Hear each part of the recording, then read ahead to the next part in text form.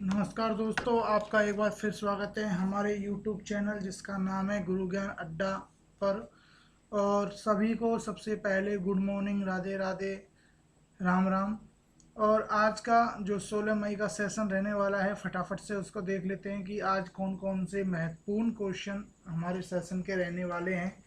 इसी के साथ सबसे पहले आप सभी को, सिक्किम वासियों को और पूरे भारतवासियों को सिक्किम राज्य के स्थापना दिवस की हार्दिक शुभकामनाएं। और फ्रेंड्स, आपसे निवेदन रहेगा कि जो आप ये वीडियो या सेशन देखते हैं यूट्यूब पर, इसको प्लीज़ पूरा देखा करें, क्योंकि इसमें सभी जो क्वेश्चन होते हैं वो एक्स्ट्रा डिटेल के साथ में हमारे द्वारा आपको बताए गए होते हैं। तो इसलिए आप इसको बिना स्किप किए हुए पूरा देखें, आपसे निवेदन है। इसी के साथ ही फटाफट से आप इस सेशन को लाइक करते हुए अपने सभी दोस्तों में शेयर कर दीजिए। यदि आप हमारे चैनल पर पहली बार विजिट कर रहे हैं तो आप हमारे इस चैनल को सब्सक्राइब कर लें, साथ में बेल आइकन पर भी प्रेस कर दें ताकि अगली हमारे सेशन की नोटिफिकेशन आपको मिल जाए। यदि आपको इस सेशन से संबंधित पीडीएफ चाहिए तो आप हमारे टेलीग्राम ग्रुप पर हमें सब्सक्राइब कर सकते हैं, और वहां से सब्सक्राइब कर कर आप हमें वहां से पीडीएफ डाउनलोड कर सकते हैं। हर सेशन की एक्स्ट्रा डिटेल के साथ में पीडीएफ आपको वहां उपलब्ध कराई जाती है। इसी के साथ में आज का पहला क्वेश्चन देख लेते हैं। तो बात कर लेते हैं आज के पहले क्वेश्चन की। तो हाल ही में चाइना ने भारत के खिलाफ सैन्य कार्रवाई के लिए कहाँ कृत्रिम द्वीप बना रहा है। तो आपको बताना है कि जो चाइना है, वो जो आप देख रहे हैं 2-3 दिन से माहौल बहुत गर्मा गर्म हो रहा है इंडिया और चाइना के बीच में। तो इसके मद्देनज़र चाइना एक गुप्त रूप से एक आर्टिफिशियल आइलैंड यानी कि कृत्रिम एक द्वीप बना रहा है। और ये क्यों बना रहा है तो आपको बता देते हैं। सबसे पहले इसका उत्तर बता देते हैं। हिंद महासागर में मालदीव के करीब ये बना रहा है। अब आपको बता देते हैं, यह जो कृत्रिम द्वीप चीन हिंद महासागर में जो बना रहा है, ये बड़े देशों को, खासकर जैसे कि भारत के खिलाफ युद्धक गतिविधियों के लिए इसे बना रहा है, ताकि यहाँ से हिंदुस्तान को टारगेट किया जा सके आसानी से। और आपको बता देते हैं कि भारत से इसकी जो द्वीप की दूरी है वो मात्र 684 किलोमीटर दूर है। इस कृत्रिम द्वीप की जो खोज है, यानी कि इस कृत्रिम द्वीप की जो पता लगाया है, वो भारत की सैटेलाइट यानी कि उपग्रहों के द्वारा पता लगाया गया है। हाल ही में कोरोना वायरस के चलते जो वैश्विक स्तर पर चीन की फिजा बहुत खराब हो चुकी है। इसी के मद्देनज़र जो चीन की जो फिजा खराब हुई है, उसको उससे दुनिया का ध्यान हटाने के लिए वो भारत के साथ मतलब पिछले 15 दिनों से कुछ जो हमारी सीमाएं हैं उन पर मतलब अनैतिक तरीके की गतिविधियां कर रहा है, जिससे कि दुनिया का ध्यान जो है वो कोरोना मुद्दे से हटकर और इस नए मुद्दे की तरफ जुड़ जाए। इसलिए चाइना ऐसा कर रहा है, सीज जो बॉर्डर उल्लंघन कर रहा है बार बार। इसी के साथ बता देते हैं कि जो हाल ही के कुछ दिनों में जो भारत चीन बॉर्डर है, जिसको हम LAC के नाम से भी जानते हैं, यानी कि लाइन ऑफ एक्चुअल कंट्रोल के नाम से जानते हैं, उस पर भी चीन के द्वारा कुछ सीमा उल्लंघन की वारदातें लगातार देखी जा रही हैं। 5-6 वारदातें वो कर चुका है। तो एक तो आपका यहाँ नया टर्म्स बनता है LAC, जिसका नाम शायद आपने पहली बार सुना हो, और एक होता है LOC। LOC का मतलब होता है लाइन ऑफ कंट्रोल, जो कि भारत पाकिस्तान के मध्य बनती है। और एक बनती है आपकी LAC यानी कि लाइन ऑफ एक्चुअल कंट्रोल, जो आपकी चीन और भारत के मध्य बनती है। अगले क्वेश्चन की बात कर लेते हैं। ये क्वेश्चन आपका बहुत महत्वपूर्ण रहेगा, तो फ्रेंड्स इसको थोड़ा गौर से देख लीजिएगा। ये आपका वो द्वीप है जिसकी भारतीय सैटेलाइटों ने खोज की, मतलब पता लगाया है। तो इस तरह के ये द्वीप बना रहा है, आर्टिफिशियल द्वीप। तो इसी के साथ ही आपको बता देते हैं अगला क्वेश्चन। हाल ही में मानव इम्यूनिटी को बढ़ाने के लिए एक खाद्य पदार्थ को CPTRI द्वारा विकसित किया गया है। उसका नाम आपको बताना है कि क्या नाम है। तो उसका नाम है स्पिरुलिना ग्राउंड नट चिक्की, और चिक्की आपने खाई होगी, चिक्की एक प्रकार की गजक होती है। तो आपको पहले CFTRI की ये आपको बात बता देते हैं। तो देखिए जो CFTRI है, इसको central food technological research institute के नाम से जानते हैं, यानी कि इसको हम कहते हैं हिंदी में केंद्रीय खाद्य प्रौद्योगिकी अनुसंधान संस्था। और इसकी स्थापना 21 अक्टूबर 1950 को हुई थी, और इसका हेडक्वार्टर आपके मैसूर जो कर्नाटक में है वहाँ पर है। और वर्तमान director doctor KSMS Raghav Rao इसके वर्तमान डायरेक्टर बनते हैं। अब आपको बता देते हैं इस चिक्की के बारे में। तो देखिए ये चिक्की हमने आपको यहाँ दिखाई है, तो इसमें हर प्रकार के जो आपके फ्रूट्स, जो नट फ्रूट्स होते हैं, यानी कि जो आपके काजू बादाम वगैरह जो होते हैं, इससे बनाई गई है। और ये मानव जो इम्यूनिटी यानी कि मानव रोग प्रतिरोधक क्षमता होती है उसको बढ़ाने के लिए इसको विकसित किया जा रहा है। और ये कोविड-19 से लड़ने के लिए, मतलब जो मानव बॉडी है उसमें बहुत कारगर रहेगी। इसी के साथ ही आपको बता देते हैं इसमें जो पोषक तत्वों की भरपूर मात्रा है, इसी के साथ में विटामिन ए, वीटा एवं कैरोटीन के साथ साथ आसानी से पचने वाले कुछ कॉलिन भी इसमें शामिल होंगे। तो ये आपके CFTRI द्वारा निर्मित की जा रही है। इसी के साथ में अगला क्वेश्चन देख लेते हैं कि हाल ही में किस राज्य ने महत्वाकांक्षी सबल योजना को फिर से लॉन्च किया है? तो ये आपका किया है मध्य प्रदेश राज्य ने। अब इसी के साथ साथ आपको बता देते हैं कि मध्य प्रदेश जो सरकार है उसने हाल ही में कुछ और योजनाएं भी लॉन्च की थी, जैसे कि जीवन अमृत योजना, जीवन शक्ति योजना, FIR आपके द्वार, संकल्प योजना, और कोविड-19 कल्याण योजना, संजीवनी वाहन लॉन्च किया है। इसी के साथ में आपको बता देते हैं मिड डे मील लॉन्च करने वाला पहला राज्य आपका मध्य प्रदेश बनता है। अभी कर्मवीर योजना भी एक शुरू की है, जिसके अंतर्गत मध्य प्रदेश पुलिस के लोगों को कर्मवीर जो एक सम्मान है उसके द्वारा सम्मानित किया जाएगा। तो ये कुछ योजनाएं हैं इम्पोर्टेंट, जो कि आगामी पेपरों में आपसे पूछी जाएंगी। इसी के साथ ही उत्तर प्रदेश की कुछ यहाँ पर महत्वपूर्ण योजनाएं भी मुझे याद आ रही हैं, जिनमें से युवा हब स्कीम और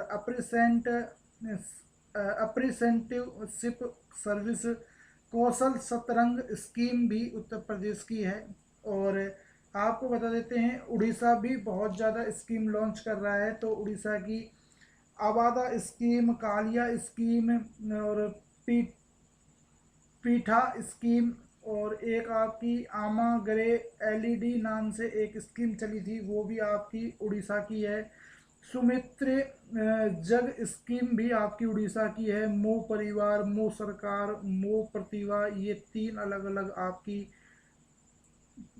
स्कीम उड़ीसा से हैं। मो जीवन और भरोसा स्कीम, जो कि अभी मानव विकास संसाधन मंत्रालय ने उड़ीसा के छात्रों के लिए लॉन्च की है। तो ये सभी स्कीमें उड़ीसा से संबंधित हैं।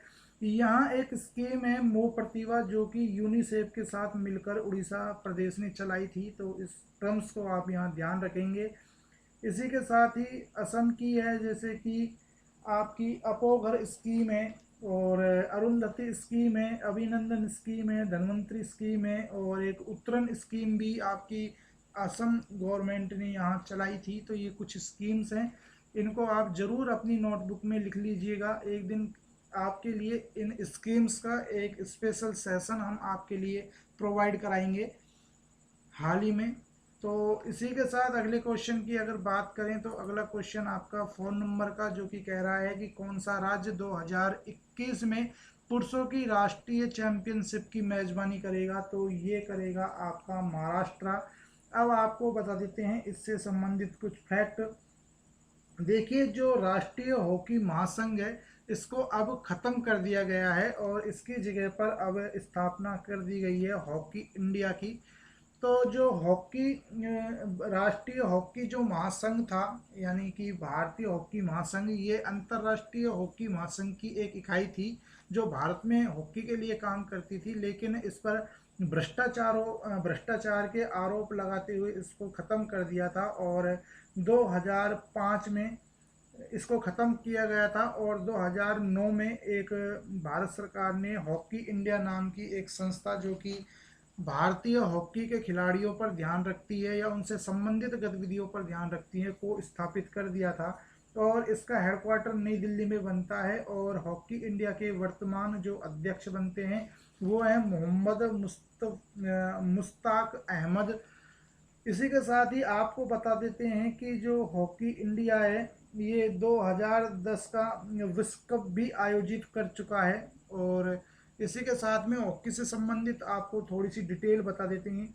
तो रानी रामपाल आपकी महिला जो भारतीय हॉकी टीम है उसकी खिलाड़ी हैं। इसी के साथ ही जो आपके पुरुष कैप्टन हैं भारतीय हॉकी पुरुष टीम के, वो हैं मनप्रीत सिंह।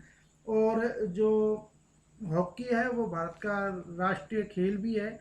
इसी के साथ ही जो खेल दिवस है वो मेजर ध्यानचंद, जो कि एक फेमस हॉकी के प्लेयर रहे हैं, उनके जन्म दिवस के रूप में 29 अगस्त को मनाया जाता है। अब यहाँ आपको एक करंट से आपको एक बात बताना चाहेंगे कि जो रानी रामपाल हैं उनको अभी हाल ही में games athlete of the year award 2019 से भी नवाजा गया था, जो उन्हें जनवरी 2020 में दिया गया था। इसी के साथ ही आपको बता दें जो भारतीय हॉकी है उसने ओलंपिक में 8 बार स्वर्ण पदक जीत रखा है, और 1928 में पहली बार स्वर्ण पदक इसने जीता था, और 1980 के बाद में अभी तक ये ओलंपिक में जो स्वर्ण पदक है वो जीतने में कामयाब नहीं हुई है। इसी के साथ ही हॉकी का विश्व चैंपियन भी एक बार रह चुका है और एक बार उप विजेता भी रह चुका है। तो जो नीदरलैंड में 1975 में जो गेम हुआ था विश्व हॉकी चैंपियन का, उस गेम्स में ये विजेता रहा था। और 1973 का जो आपका कुआलालंपुर, हाँ कुआलालंपुर मलेशिया के अंदर जो आपका वर्ल्ड हॉकी चैंपियनशिप हुआ था उसका ये उप विजेता रहा है।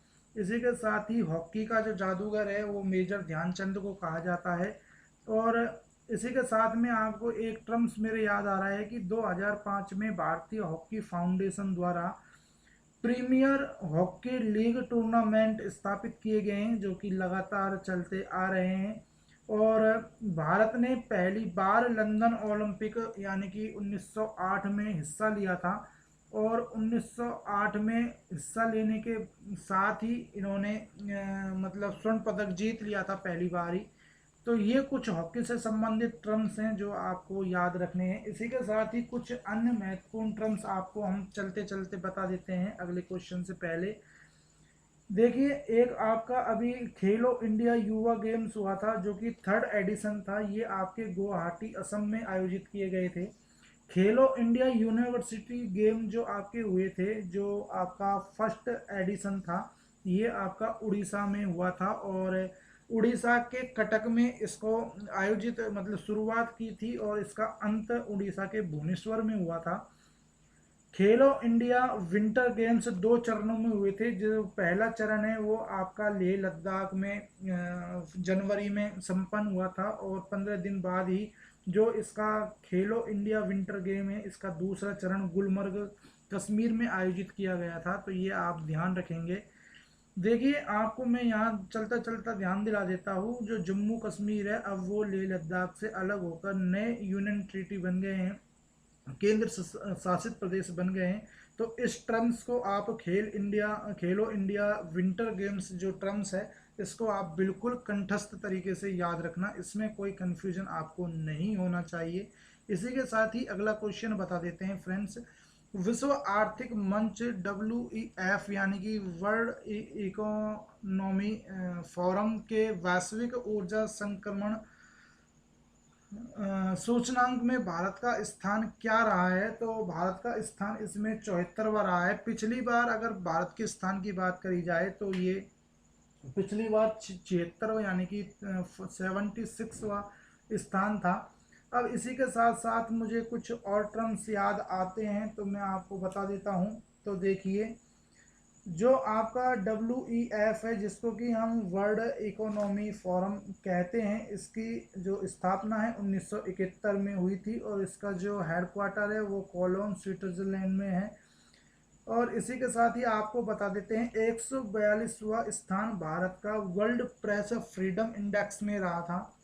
76 यानी कि 76वां स्थान भारत का सोशल मोबिलिटी इंडेक्स में रहा था। और 112वां यानी कि जो स्थान रहा था 112वां, वो ग्लोबल जेंडर रिपोर्ट में इंडिया का रहा था। और इसी के साथ ही 129 यानी कि 129वां स्थान जो रहा था इंडिया का, वो ह्यूमन डेवलपमेंट इंडेक्स में रहा था। इसी के साथ ही आपको बता देते हैं कि जो 2020 का WEF ने जो क्रिस्टल अवार्ड दिया है 2020 का, ये दीपिका पादुकोण को दिया गया है। लोगों को मेंटल हेल्थ के प्रति जागरूकता फैलाने के लिए या जागरूक करने के लिए, अवेयरनेस के लिए, मेंटल हेल्थ अवेयरनेस के लिए दीपिका पादुकोण को ये अवार्ड दिया गया था। अवार्ड का नाम ध्यान रखना फ्रेंड्स, WEF का क्रिस्टल अवार्ड 2020। और दिया किसको गया था? दीपिका पादुकोण को। अगर उद्देश्य पूछ ले किस उद्देश्य के लिए दिया गया था, तो लोगों में मेंटल हेल्थ के प्रति अवेयरनेस फैलाने के लिए, अवेयरनेस करने के लिए ये दिया गया था। तो इसी के साथ अगला क्वेश्चन भी देख लेते हैं। हाल ही में किस राज्य ने बेरोजगार युवाओं की सहायतार्थ के लिए, यानी कि सहायता के लिए कौन सा पोर्टल लॉन्च किया है? तो ये पोर्टल लॉन्च किया है उत्तराखंड सरकार ने, हॉप नाम का। तो आप ध्यान रखेंगे, जो हॉप है इसकी फुल फॉर्म रहेगी हेल्पिंग आउट पीपल एवरीवेयर। और इसी के साथ आपको फोटो यहाँ उपलब्ध करवा देते हैं फ्रेंड्स। तो आप जैसा कि फोटो में देख ही रहे हैं, तो आपको हम बता देते हैं इस क्वेश्चन के बारे में। तो देखिए, जो ये इसका जो पोर्टल लॉन्च करने का उद्देश्य है, ये है बेरोजगार युवाओं की सहायता के लिए नौकरी के अवसर प्राप्त करवाना। और राज्य में जो पढ़े लिखे युवा हैं उनको नौकरी के लिए अवसर प्राप्त कराना। और जो अभी हाल ही में लॉकडाउन के चलते अपने राज्य यानी कि उत्तराखंड में जो लोग वापस गए हैं, जो युवा वापस गए हैं, उनके बारे में पता लगाना, उनका डाटा जुटाना, ये इसका मुख्य उद्देश्य है। उत्तराखंड के अगर स्टैटिक जीके की बात करें, तो उत्तराखंड की राजधानी आपकी देहरादून, इसके अलावा विंटर कैपिटल गैरसैंण जो नई राजधानी बनी है रहेगी। CM त्रिवेंद्र सिंह रावत और गवर्नर रहेंगी बेबी रानी मौर्य। मुख्य न्यायाधीश रहेंगे रमेश रंगनाथन। यदि आपने हमारे मुख्य न्यायाधीश, न्यायाधीश और उपराज्यपाल, राज्यपाल, मुख्यमंत्री, उप मुख्यमंत्री वाली अगर आपने वीडियो नहीं देखी है, तो प्लीज़ उसको आप प्लेलिस्ट में जाकर देख लें। और बहुत ही अच्छे तरीके से उसको समझाया गया है, पूरा आपको उसमें मतलब लिखा हुआ और बोलते हुए समझाते हुए आपको बताया गया है। तो इसी के साथ में कुछ एक्स्ट्रा फैक्टों की बात कर लेते हैं उत्तराखंड की। तो देखिए, आपके जो ऋषिकेश है हरिद्वार में, पहले बात कर लेते हैं आपके जो ऋषिकेश हरिद्वार में भारत का पहला गिलास पुल यहाँ निर्माणाधीन है और प्रस्तावित हो चुका है। ये आपका ऋषिकेश में गंगा नदी के ऊपर बनाया जाएगा। देहरादून में आपका फर्स्ट हेलीकॉप्टर समिट 2019 का आयोजन किया गया था। संपर्क दीदी ऐप है, वो उत्तराखंड के शिक्षा विभाग द्वारा लॉन्च किया गया था, ये भी आप ध्यान रखेंगे। इसी के साथ में कृषि भूमि सरकार को लीज पर देने वाला पहला राज्य बन गया है देश का उत्तराखंड। और ये जो लीज अवधि है ये 30 वर्ष तक हो सकती है। जिम कार्बेट नेशनल पार्क है, जिसको हम राजाजी नेशनल पार्क के नाम से भी जानते हैं, देश का पहला टाइगर रिजर्व था। और इसी के साथ में दृष्टि पोर्टल जो है वो उत्तराखंड के USDMA विभाग के द्वारा लॉन्च किया गया था। इसी के साथ ही IIT रुड़की की आप बात जरूर ध्यान रखना, क्योंकि उत्तराखंड में ही रुड़की स्थित है। तो उत्तराखंड में जो IIT रुड़की स्थित है, इस संस्था के एक प्रोफेसर के द्वारा एक किट बनाई गई है कोरोना वायरस से संबंधित, जो सिर्फ 5 मिनट के अंदर कोरोना के जो पॉजिटिव होने के संकेत हैं या कि नहीं है कि है, इसके बारे में आपको 5 मिनट में मतलब आपको रिपोर्ट देगी। इसी के साथ में आईआईटी रुड़की के द्वारा कम कीमत के एक वेंटिलेटर विकसित किए गए थे जिनका नाम था प्राणवायु। तो ये कुछ ज़रूरी चीज़ें थी, तो इसको आप ध्यान रखेंगे। इसी के साथ में 1 से 7 मार्च तक अंतर्राष्ट्रीय योग महोत्सव का आयोजन किया गया था आपके ऋषिकेश में। और टिहरी बांध जो कि भागीरथी नदी पर बना हुआ है, ये भी आपका उत्तराखंड में स्थित है। इसी के साथ में देश का दूसरा सबसे बड़ा तुलिप गार्डन आपका उत्तराखंड के पिथौरा रायगढ़ में बन गया है। और ये जो तुलिप गार्डन है, मतलब कि जो तुलिप फ्लावर होते हैं, एक फूल होता है तुलिप का, तो ये जो तुलिप का गार्डन है ये आपका पहला तो पिथौरागढ़ उत्तराखंड में है, और नहीं सॉरी, दूसरा आपका पिथौरागढ़ उत्तराखंड में है, और पहला आपका श्रीनगर कश्मीर के अंदर स्थित है। और जो श्रीनगर वाला है ये एशिया का सबसे बड़ा तुलिप गार्डन भी है। इसी के साथ ही अगले क्वेश्चन की बात कर लेते हैं। फ्रेंड्स, यदि आपको हमारी बताई हुई डिटेल अच्छी लग रही है और लगता है कि ये डिटेल आपके लिए बहुत ज़्यादा महत्वपूर्ण आप हो सकती है आगामी एग्ज़ाम्स, कंपटीशन एग्ज़ाम्स में, तो उसके लिए प्लीज़ एक शेयर करते हुए अपने सभी दोस्तों में इसको लाइक करते हुए शेयर कर देना।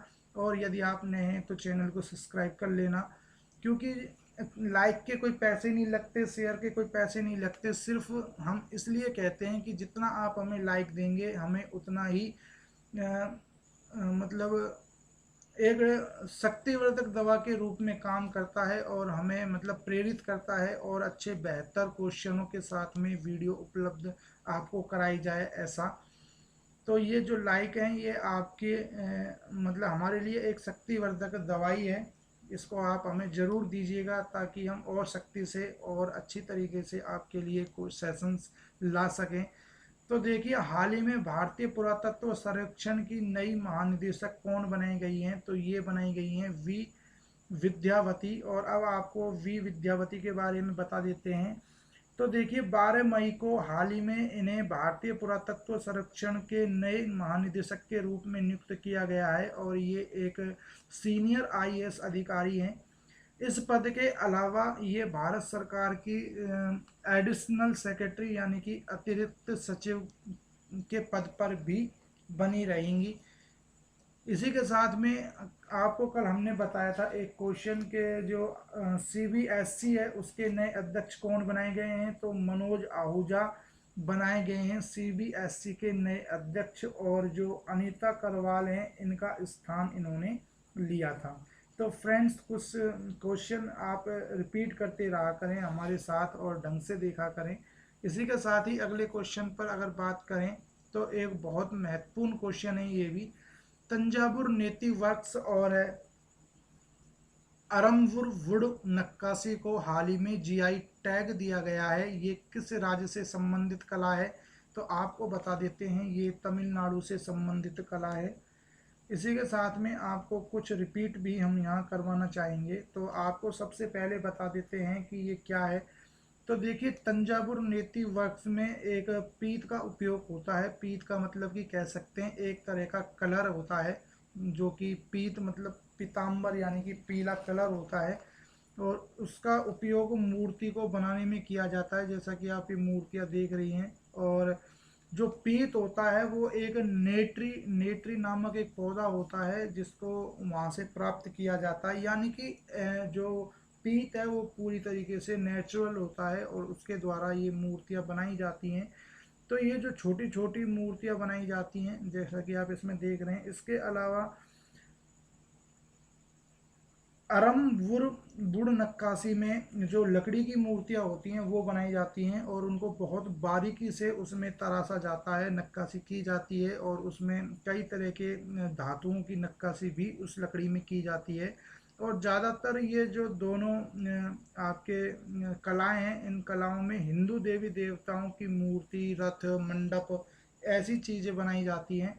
तो इन दोनों को हाल ही में तमिलनाडु के दोनों प्रोडक्ट्स को जीआई टैग यानी कि जोग्राफिकल इंडिफिकेशन मिल गया है। और आपको बता दें ये दो के अलावा जो मदलाई मित्तई जो एक गजक या कैंडी बोले, उसको भी जीआई टैग मिला था, जो कि तमिलनाडु की ही है। तो तमिलनाडु में हाल ही में 3 जीआई टैग मिले हैं। इसके अलावा कुछ जीआई टैग भी पिछले कुछ दिनों में मिले थे, तो आपको एक बार रिवीज करवा देते हैं फटाफट से। तो देखिए, कल हमने आपको बताया था तोलिया रुमाल तेलंगाना का जो एक पारंपरिक तरीके से बनाए जाने वाला रुमाल है, तो उसको भी जीआई टैग मिला है। झारखंड की मोहराई खोबर पेंटिंग, जो कि झारखंड के आदिवासी महिलाओं के द्वारा बनाई जाती है, इसको भी जीआई टैग प्राप्त हुआ है। जम्मू कश्मीर की कश्मीरी केसर, इसको भी जीआई टैग प्राप्त हुआ है। मणिपुर के चा खाओ यानी कि काले चावल, इनको भी जीआई टैग प्राप्त हुआ है। एक और मूर्ति कला थी आपकी गोरखपुर की, जिसे टेराकोटा मूर्ति कला कहते हैं, इसको भी कुछ हाल ही के दिनों में, कुछ पिछले दिनों में जीआई टैग प्राप्त हुआ है। तमिलनाडु की कदलाई मित्तई गजक या कैंडी भी कह सकते हैं, इसको भी जीआई टैग दिया गया है। इसी के साथ में आपको बता देते हैं कि जो सबसे पहले जीआई टैग दिया गया था वो दार्जिलिंग की चाय को दिया गया था सन 2004 में। तो ये महत्वपूर्ण क्वेश्चन आपके जीआई टैग से संबंधित बनते हैं, इनको आप प्लीज़ ध्यान से देख लीजिएगा। अगला क्वेश्चन है आपका, हाल ही में किस भारतीय मुक्केबाज को नाडा के डिसिप्लिनरी पैनल में फिर से शामिल किया गया है? तो अखिल कुमार हैं, और जो अखिल कुमार है ये पहले भी इस पैनल में सदस्य के रूप में रह चुके हैं, और इन्हें सन 2005 में अर्जुन पुरस्कार से नवाजा जा चुका है। इसी के साथ में ये भारतीय मुक्केबाज हैं, और अब ये आपको बता दें, पहले ये 2017 से 2019 तक नाडा में अपनी सेवाएं दे चुके हैं। और जो नाडा है इसका मतलब है नेशनल एंटी डोपिंग एजेंसी, और इसकी स्थापना 24 नवंबर 2005 को हुई थी। इसका हेडक्वार्टर नई दिल्ली में स्थित है, और वर्तमान अध्यक्ष हैं नवीन अग्रवाल। इसी के साथ में नाडा के जो ब्रांड एम्बेसडर हैं, जो कुछ समय पहले ही बनाए गए थे, सुनील सेठी आपके बन जाते हैं। और नाडा जैसी एक वैश्विक संस्था है जिसको हम वाड़ा के नाम से जानते हैं, यानी कि वर्ल्ड एंटी डोपिंग एजेंसी, और इसका हेडक्वार्टर आपके मॉन्ट्रियल कनाडा के अंदर स्थित है। और आपको ध्यान दिला दें कि कुछ समय पहले ही संदीप कुमारी एक भारतीय डिस्कस थ्रोकर एक खिलाड़ी थी, जिन पर वाड़ा के द्वारा 4 वर्ष का प्रतिबंध लगा दिया गया है। इसी के साथ ही अगला क्वेश्चन देख लीजिए, आपके हैं अखिल कुमार।